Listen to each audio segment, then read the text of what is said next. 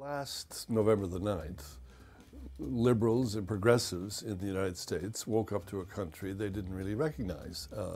They couldn't believe that Donald John Trump was the president of the United States. It was totally beyond their capacity to imagine Donald Trump as the occupant of the Oval Office.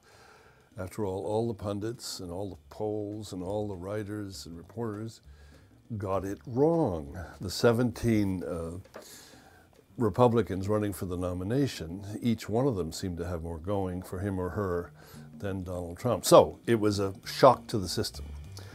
And what did they do? The liberals and the progressives, they all folded and collapsed in on themselves and put their wrists to their foreheads and said, oh, what a terrible thing this is, and alas and alack, and how awful this is.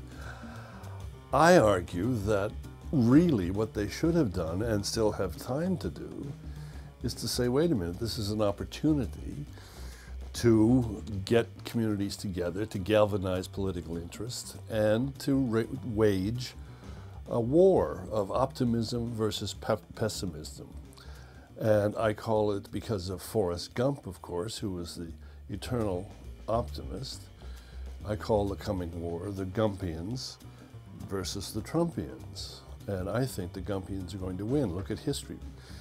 Franklin Roosevelt, the most successful politician of the 20th century, the happy warrior Al Smith, Happy Days Are Here Again. In the midst of the Depression, that song was FDR's theme song.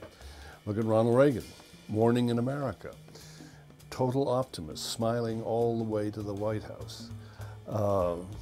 So the thing to do for the Gumpians, and the Democrats, of course, is to look at optimism as a political act, as a piece of strategy and tactics, and use that in the coming off-year elections next year against the Trumpians.